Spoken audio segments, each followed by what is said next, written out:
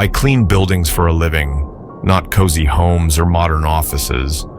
I'm talking about dead places, condemned towers, flooded hospitals, structures abandoned for so long, even time seems to avoid them. Most of the time, it's boring. Sometimes it's weird. But the Preston Marshall building, that place was wrong, deeply wrong. The contractor barely looked me in the eye, just slid the file across the desk. "You're cleared for floors 1 through 10, he said. Then he added something that still echoes in my head. "The 11th doesn't exist, even if you see it." I wanted to laugh, but his eyes weren't joking. I didn't ask questions, just took the key card. I needed the money. Floors 1 through 7. Routine, rot, peeling paint, forgotten desks with half-filled coffee mugs fossilized in dust, a few raccoons, the usual. Then I hit floor 9, and everything changed. Instead of an empty office space, I opened the stairwell door and stepped into a hallway lined with mirrors, floor to ceiling, wall to wall, everywhere, no lights, just my flashlight. And a feeling in my chest like I'd just stepped underwater, like something dense and watching was all around me. I looked at the nearest mirror. No reflection. Nothing. Then, a buzz in my pocket. My phone lit up. New environment logged. Reflection room. Level 9. Confirm entry. I hadn't opened anything. The app wasn't supposed to do that. I pressed confirm. The lights went out. Dark. Silent. Too silent. I turned around to leave. The door was gone.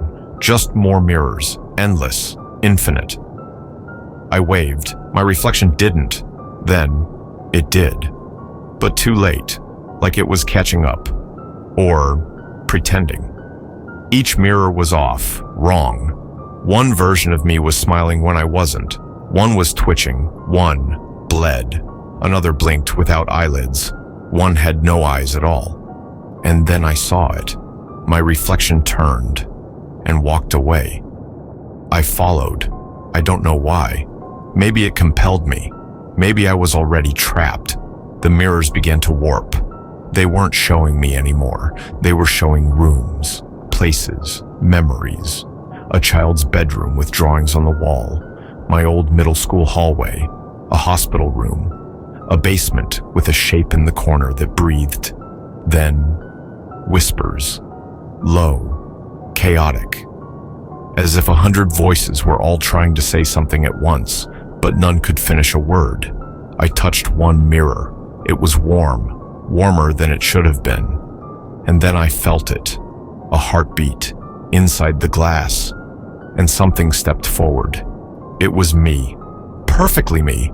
But smoother. Smiling. Still. It didn't mimic. It moved first. Tilted its head. Grinned. It raised its hand. I couldn't move.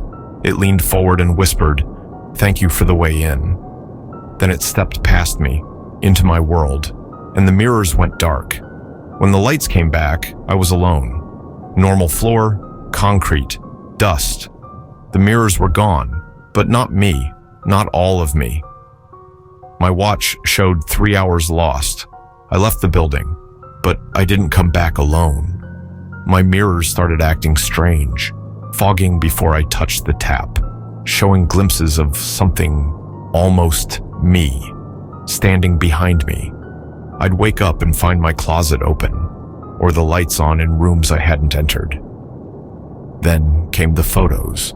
My phone would take pictures by itself, always blurry, always at night, and in everyone. I'm there. Sometimes in the window reflection, sometimes in the shadows. Just enough to make out the shape, the grin. Then it started speaking. I'd hear my own voice talking to me from another room, mimicking, repeating things I never said. My reflection would move before I did, or smile when I cried. I stopped looking. Last night, I nailed a black cloth over every mirror, shut off every screen, sat in the dark. At 2:03 a.m., I heard 3 knocks, slow, even, from the hallway mirror. I didn't want to look, but something made me. The cloth had fallen. The mirror was fogged, and written in the condensation, "Your side fits better." It knows how I move, how I think. It mimics better now.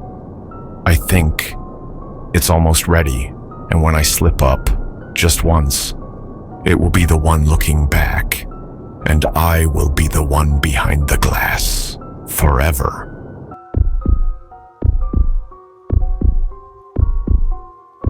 I've lived in this building for 5 years.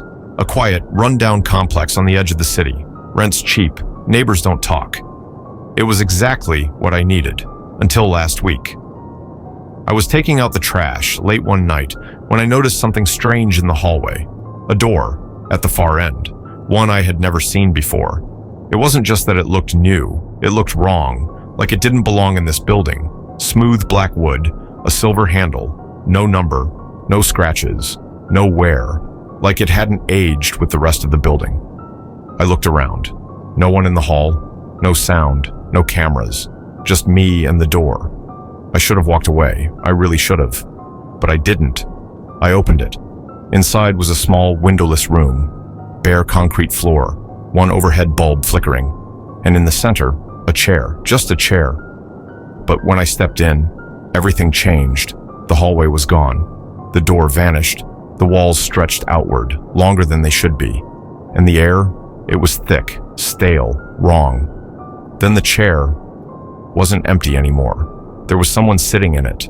They looked like me. Same hoodie, same posture, same scar on the right cheek. But it wasn't me.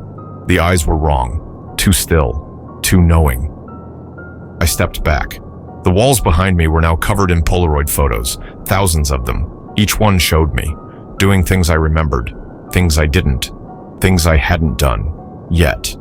In one, I was asleep on my bed. In another, eating breakfast. In a third, I was screaming, slamming fists on a glass wall, my mouth wide with terror. But the photo was silent. And then I saw the last row. Each image showed me smiling. But not how I smile. The mouth too wide, the eyes too empty. I turned. The figure in the chair stood. It said, "You found it. You weren't supposed to find this room." Same voice, same cadence. But it didn't sound like me. It sounded like something pretending. The walls pulsed, like breathing. Then the lights went out. Dark, absolute. For how long? I don't know. When I opened my eyes, I was in bed. Morning light through the window. Everything normal. Too normal. Until I checked my phone. New photo in my camera roll. A picture of me, sleeping. Timestamp 3:11 a.m. I live alone. That night, the door was gone. But the fear wasn't. I didn't sleep. Every sound made me jump. Every shadow looked too deep. The next day, I tried to leave. Packed my bag, called an Uber. The driver picked me up. We left the city. But every turn felt familiar. 30 minutes out, we passed my building again. I laughed nervously, told him to keep going. We looped again, and again. Every road led back. I got out, walked 5 blocks in a straight line. I ended up on my street. No matter where I went, I came back. The building wouldn't let me leave. And the people? They don't look at me anymore. Some blink out when I'm not looking, like static in human form. That night, I found the room again. This time inside my closet.